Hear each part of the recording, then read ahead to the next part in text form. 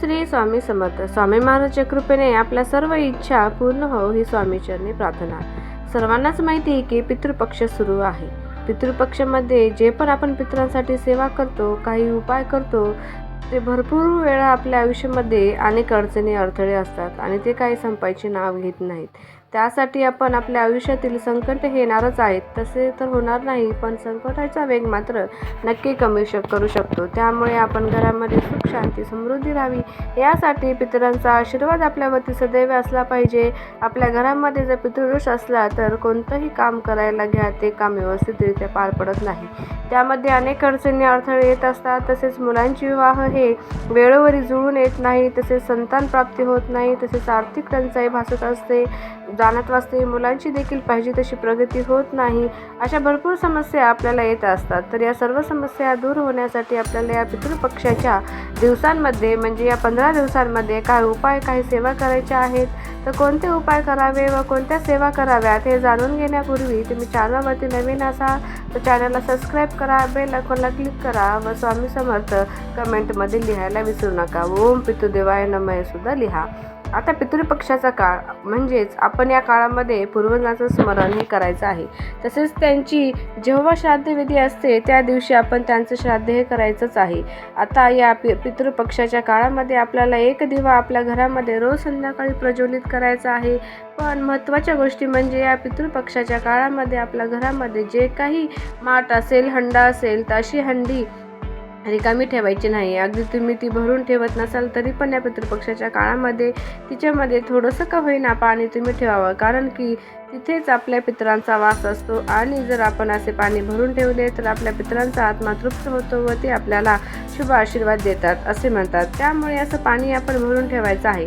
अगदी तुम्हाला जर शक्य असेल तर आवर्जून त्या पाण्यामध्ये तुम्ही दुर्वा टाका. भलेही ते पाणी तुम्ही पिऊ नका, पण ते पाणी तुम्ही दुसऱ्या दिवशी झाडांना ओतायचं आहे किंवा टाकून दिलं तरी पण चालेल आणि परत दुसऱ्या दिवशी आपण नवीन पाणी त्या माठामध्ये भरायचं आहे. शक्यतो तरी आपण मातीचे मडके वापरावे किंवा अगदी मातीचं छोटं भांडं असेल ज्याला सुगडं म्हणतात, असं जरी आपण आपल्या किचनमध्ये भरून ठेवलं तरी पण चालेल. जिथे तुम्ही पाण्याचं फिल्टर आहे त्याच्या ठिकाणी तुम्ही असं सुगडं भरून ठेवा किंवा मातीचं दुसरं काही भांडं असेल तसं पाणी आपण पितरांसाठी रोज भरून ठेवायचं आहे. रोज सकाळी हे काम करायचं आहे. अगदी 15 दिवस जर तुम्ही सेवा केली तर आपल्याला पितरांचा आशीर्वाद नक्कीच मिळेल. त्यानंतर आपल्याला 2 दिवे देखील प्रज्वलित करायचे आहेत. आता हे उपाय व सेवा जास्त काही अवघड नाही, फक्त तुम्ही मनापासून हा उपाय आणि सेवा करा, तुम्हाला नक्कीच त्याचे फळ हे बघायला मिळेल. आपल्याला एक मातीची पंती घ्यायची आहे. आता जे काही आपण दिवा घेत आहोत, पंती असेल किंवा दुसरा कोणताही दिवा घ्या, पण तो तुटलेला किंवा काळवलेला असेल तर हा दिवा घ्यायचा नाही. आपल्याला व्यवस्थित दिवा घ्यायचा आहे. शक्यतो तर तुम्ही मातीची पंतीच घ्यावी. पण मातीची पंती घेतल्यानंतर तिच्यामध्ये थोडंसं तिळाचं तेल टाकायचं आहे. घरामध्ये तिळाचं तेल नसेल तर तुम्ही शुद्ध तुपाचा किंवा मोहरीच्या तेलाचा दिवा देखील प्रज्वलित करू शकता. आता एक प्लेट घ्यायची आहे. प्लेटमध्ये थोडेसे अखंड तांदूळ टाकावे. तांदळावरती हळदी कुंकू अर्पण करावे आणि त्यानंतर त्या तांदळावरती आपण हा दिवा ठेवायचा आहे. आता या दिव्यामध्ये आपण तेल टाकल्यानंतर त्यामध्ये थोडेसे काळे तीळ देखील टाकायचे आहेत. काळे तीळ हे पूर्वजांना समर्पित आहेत. आपण जर असे काळे तीळ टाकले तर आपल्या पितरांना मोक्ष प्राप्त होतो, त्यांच्या आत्म्याला शांती मिळते असे म्हणतात. कारण की पितृपक्षाच्या काळामध्ये आपले पूर्वज पृथ्वीवर येत असतात. ते आपल्याला उंबरठ्यावरती येतात. आपल्यासाठी कोण कोण सेवा करते ते देखील बघत असतात. त्यामुळे आपण सेवा या करायच्या आहेत. आपल्यासाठी कोण सेवा करताय ते देखील बघत असतात. त्यामुळे आपण सेवा करायच्याच आहेत. सेवा जर केली तरच आपल्याला त्याचे फळ हे मिळते. आणि तसेच आपल्या पितराचे आपल्यावरती काहीतरी ऋण आहे, त्यामुळे त्यांची सेवा आपण केलीच पाहिजे. तर असा जो काही दिवा आहे, हा दिवा आपण आपल्या हातामध्ये घरामध्ये दक्षिण दिशेला प्रज्वलित करायचा आहे. अगदी 15 दिवस तुम्ही असा दिवा रोज दक्षिण दिशेला प्रज्वलित करावा. हा दिवा प्रज्वलित केल्यानंतर त्या दिव्याला हळदी कुंकू अर्पण करा, फूल वाहावं. आपण तिथेच आसन घेऊन बसायचं आहे. मग तुम्ही ओम पितृदेवाय नमः, हा पितृदेवाय नमः मंत्राचा जप 108 वेळा करावा.